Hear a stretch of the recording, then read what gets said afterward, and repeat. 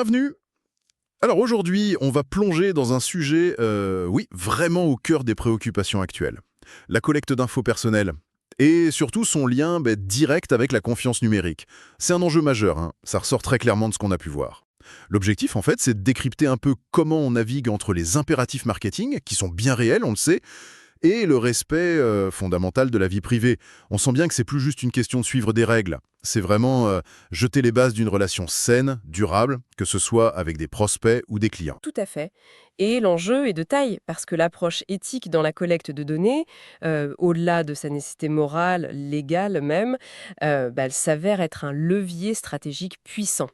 Donc, on va explorer ensemble pourquoi cette démarche est, comment dire, incontournable aujourd'hui et comment ça se traduit en pratique concrète et bénéfique.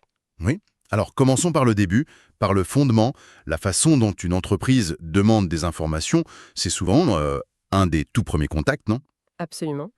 Et une approche un peu maladroite ou perçue comme intrusive à ce moment-là, ça peut miner la confiance tout de suite, avant même que la relation commence vraiment. C'est un moment critique. Ah oui, absolument critique. Alors, bien sûr, il y a le cadre légal, hein, on pense au RGPD en Europe, qui fixe des obligations claires, mais l'éthique, ça va plus loin. Ça touche directement la perception de la marque, son image. Une entreprise qui montre un vrai souci du respect de la vie privée de ses contacts, Mhm. elle construit un capital sympathie et une réputation solide. Dans ce monde numérique où tout peut sembler un peu impersonnel, cette dimension humaine, respectueuse, ça fait une différence énorme. Et cette différence, on peut la mesurer concrètement, j'imagine, hein. Est-ce que ça influence, par exemple, la qualité des données qu'on récupère? Si les gens sont en confiance, ils donnent peut-être des infos plus exactes, plus pertinentes. C'est une conséquence logique, oui, et on l'observe. Quand la confiance est là, non seulement les taux de réponse peuvent s'améliorer, D'accord? oui, mais la qualité des données elles-mêmes aussi. Les gens sont moins tentés de donner des infos fausses ou incomplètes s'ils comprennent pourquoi on les demande et s'ils sentent qu'on va les traiter avec respect. Et puis, il faut ajouter la réduction des risques, hein. Moins de litiges, moins de sanctions. Et ça peut coûter cher financièrement et en image. Aujourd'hui, tout le monde est très sensible à ça. Donc, la transparence, l'éthique, ce n'est plus juste nice to have, quoi. Ça devient un vrai différenciateur. Oui. Des études le montrent. On partage plus facilement avec une entreprise qu'on perçoit comme fiable. La confiance, c'est vraiment une valeur, une monnaie d'échange précieuse. Ok, d'accord. Alors, entrons dans le concret. C'est quoi les piliers d'une collecte de données vraiment éthique? Le premier truc qui vient à l'esprit, c'est la transparence, j'imagine. Et ces infos, et le défi, c'est d'utiliser un langage accessible, pas du jargon juridique illisible qu'on trouve dans les politiques de confidentialité interminables, hein. L'idée, c'est que n'importe qui puisse comprendre de quoi il retourne sans y passer des heures. C'est de l'honnêteté, en fait. Si je prends un exemple simple, hein, on propose un livre blanc à télécharger. La transparence, ce serait dire clairement, OK, votre email, on va l'utiliser pour vous envoyer le document, et puis de temps en temps des infos sur nous qui pourraient vous intéresser, et vous pourrez vous désinscrire quand vous voulez. C'est ça? Exactement ça. C'est ce type de formulation directe, honnête. Ensuite, deuxième pilier majeur, hein, le consentement éclairé. Et le mot éclairé, il est crucial. C'est pas juste une case à cocher, souvent déjà cochée d'ailleurs, ou obtenue un peu par la ruse. Oui. Non, la personne doit activement donner son accord en comprenant bien à quoi elle consent. Ça veut dire des choix clairs, peut-être granulaires, tu vois, Mhm. genre choisir la newsletter hebdo mais pas les offres promo. Faut éviter les formulations ambiguës, trompeuses. Et puis, super important, pouvoir retirer son consentement aussi facilement qu'on l'a donné. Et un point clé, hein, ne jamais lier l'accès à un service à un consentement qui n'est pas strictement nécessaire pour ce service. Un bon consentement obtenu loyalement, ça donne une base de données bien plus engagée, de meilleure qualité. Logique. Et le troisième pilier fondamental alors? C'est le principe de proportionnalité, on appelle ça aussi la minimisation des données. L'idée est simple en fait. Ne collecter que les infos strictement nécessaires pour l'objectif visé à un instant T. D'accord. Si c'est pour envoyer un guide par email, l'adresse email suffit. Demander le numéro de téléphone, la date de naissance, le poste, ce serait disproportionné à ce stade. Et ça a un double avantage, ça réduit les risques si jamais il y a une faille de sécurité, moins de données sensibles stockées, et ça simplifie l'expérience pour l'utilisateur. Oui, c'est moins lourd. Exactement, donc plus de chances qu'il aille au bout. Et rien n'empêche plus tard, une fois la confiance là, de demander un peu plus, progressivement, en expliquant pourquoi. Très clair. Bon, maintenant, comment ça se traduit concrètement sur un site web? Les formulaires, par exemple, il y en a partout. Ah oui, les formulaires, c'est un point de contact clé. Ils doivent vraiment incarner cette éthique. Alors concrètement, ça veut dire quoi? Limiter au maximum les champs obligatoires. Pour les infos pas évidentes, mettre une petite bulle d'aide, une note qui explique pourquoi on demande ça. Genre, votre secteur nous aide à vous envoyer du contenu pertinent? Voilà, exactement. Les cases à cocher pour le consentement, décoché par défaut, avec un texte clair, sans ambiguïté. Un lien bien visible vers la politique de confidentialité détaillée, ça c'est indispensable. Et puis, il ne faut pas sous-estimer le design, l'impact psychologique. Un formulaire propre, clair, pro, ça inspire plus confiance qu'un truc brouillon et surchargé. Et les fameux pop-up? Pour collecter des emails ou proposer des offres. Ils ont mauvaise presse, souvent perçus comme super intrusifs. On peut les utiliser éthiquement? C'est une excellente question. Les pop-up, oui, ça peut être efficace. Mais il faut les utiliser avec beaucoup, beaucoup de respect. Sinon, ça nuit à l'expérience et à la confiance. Ce qui est fascinant, c'est de trouver le juste milieu. Pour une approche éthique, alors, le moment où ça apparaît, c'est crucial. Pas direct en arrivant sur le site, quoi. Surtout pas. Plutôt après un temps de lecture, ou quand on commence à scroller, ou quand on détecte une intention de sortie. Ensuite, la valeur proposée en échange doit être claire, désirable, honnête. La fermeture doit être super simple, une croix bien visible. Pas de non merci, je déteste les bonnes affaires ou ce genre de manipulation. Oui, les trucs culpabilisants. Exactement. Et enfin, la fréquence. Faut pas harceler le visiteur.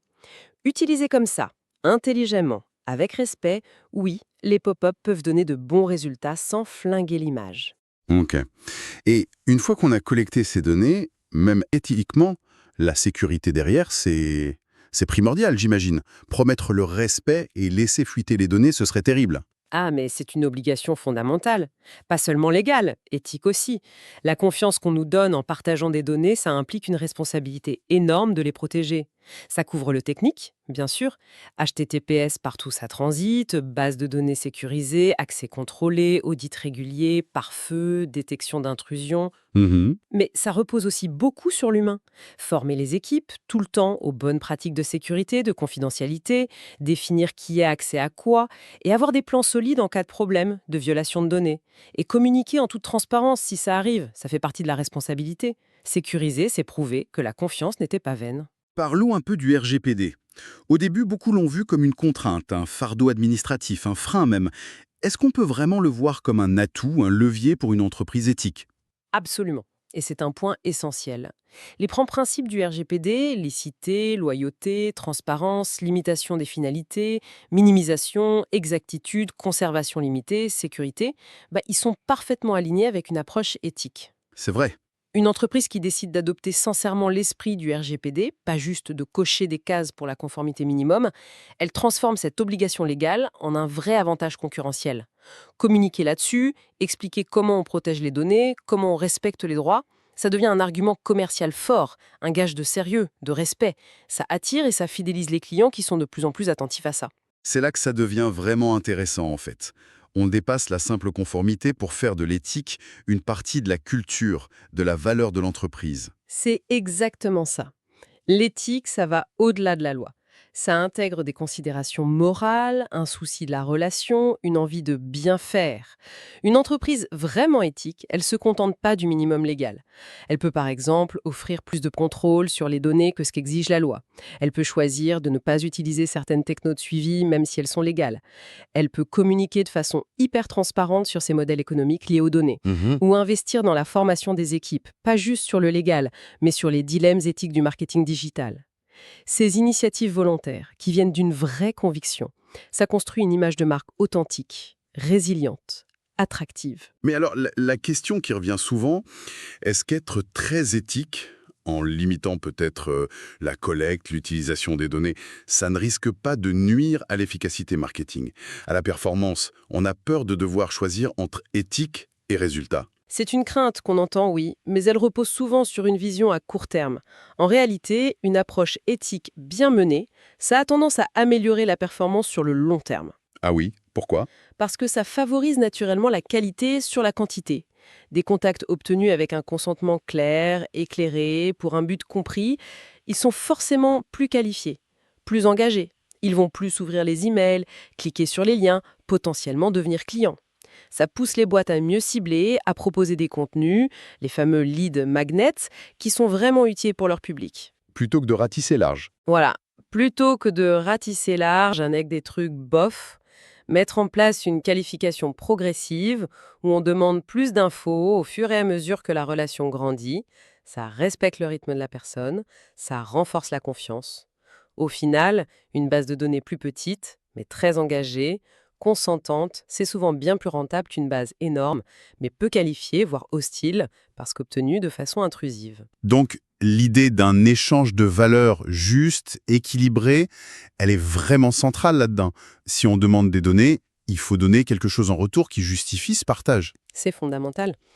La perception de la valeur, bon, c'est subjectif, mais l'offre un contenu, un outil, une remise, un service perso doit être assez attractive pour que la personne se dise « Ok, ça vaut le coup », compte tenu du coût de partager ces données et du risque perçu. Et surtout, il faut tenir la promesse.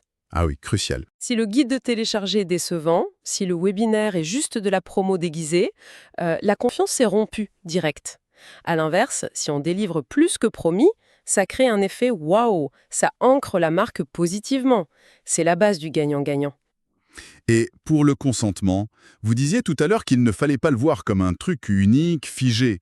Comment on maintient cette notion de consentement actif dans la durée? Excellente question. Ça touche à la durabilité de la confiance. L'idéal, c'est de voir le consentement comme un processus continu, un dialogue permanent en quelque sorte. Cela soulève une question importante. Comment on fait pour maintenir ce dialogue actif? Concrètement, ça peut être plusieurs choses. Proposer un centre de préférence facile d'accès. Où on peut changer ses choix. Exactement. Où les utilisateurs peuvent revoir et ajuster leur choix de communication à tout moment. Envoyer, peut-être une fois par an, un rappel des préférences enregistrées en proposant de les mettre à jour. Communiquer clairement et en avance sur tout changement important de la politique de confidentialité ou de l'utilisation des données. Et bien sûr, offrir des désabonnements simples, immédiats et respectés pour chaque type de communication. Voir le consentement comme une relation vivante qui évolue, ça renforce la confiance et ça permet aussi d'être plus pertinent, donc plus efficace dans ses communications. On a beaucoup parlé de transparence. Comment on la rend visible au quotidien pour que ce ne soit pas juste une page de politique de confidentialité que, soyons honnêtes, peu de gens lisent? Oui, c'est le défi exempt. Rendre la transparence opérationnelle perceptible. Ça passe par l'intégrer partout.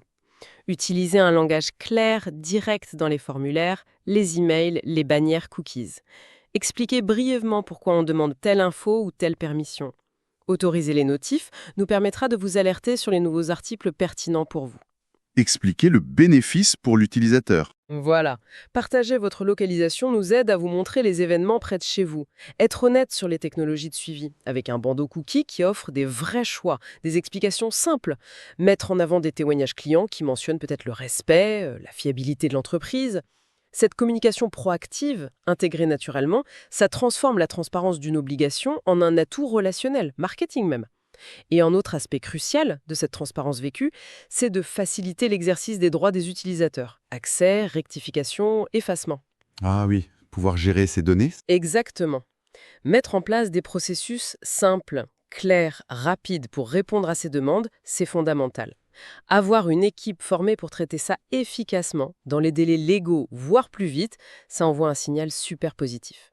Quand quelqu'un voit qu'il peut vraiment contrôler ses infos, qu'on lui met pas des bâtons dans les roues, sa confiance est renforcée puissance 10. Ça transforme une contrainte en preuve de respect.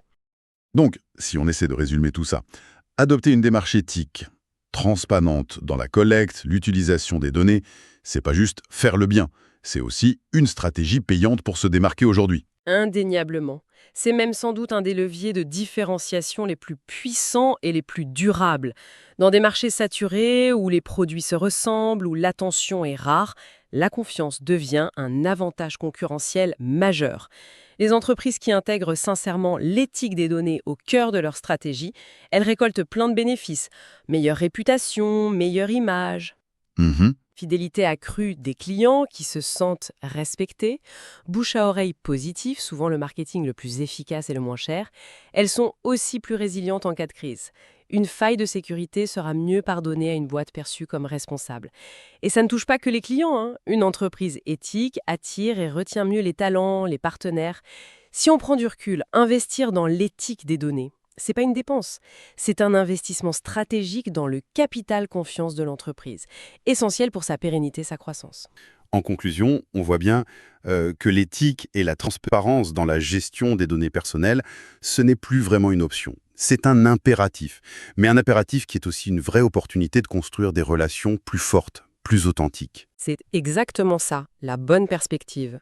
En se concentrant sur le respect mutuel, la création de valeurs partagées, et en appliquant rigoureusement les principes clés, transparence, consentement éclairé, actif, minimisation, sécurité, etc., les entreprises ne font pas que mieux collecter des données. Elles bâtissent activement, durablement, la confiance. Et comme on l'a vu, cette confiance, c'est un moteur puissant de performance globale. Ça ne la freine pas, au contraire. Peut-être une dernière réflexion pour aller un peu plus loin. Dans cette économie de l'attention où la confiance est si dure à gagner, si facile à perdre, comment les entreprises peuvent-elles, au-delà des politiques, des process, vraiment cultiver cette confiance au quotidien pour qu'elle infuse chaque interaction, qu'elle devienne tangible, ressentie dès le premier contact? Merci beaucoup d'avoir exploré ce sujet essentiel avec nous. À très bientôt.